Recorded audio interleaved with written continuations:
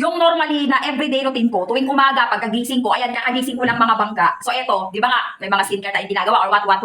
So, eto naman, bago ako kumain, dapat kasi gabi siya, pero hindi kasi may ibang iba pa akong initinitake na product din nila every night. So ako, preferred ko, personally, ako iniinom ko siya every morning. Pagkatapos ko mag-almusal, eto, iniinom ko siya. Eto yung Kidney Refresh Gummy. Yes, para sa kidney natin. Supplement po ito ha, para sa kaalaman ng lahat, supplement. Hindi po ito gamot sa kahit na anong sakit. Walang claim kahit dito, ng kahit ano dito. O, ayan din, bawas na yan. O, bawas na yan. 2 gummies every day. Every day, 2 gummies iniinom ko. Yes po, 2 gummies every day ang tinitake ko niyan. Yes.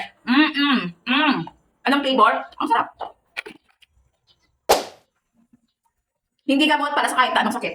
Pero, makakatulong to para at least kahit paano, mabawasan. O kaya, malayo ka sa kidney disease. So, ayan.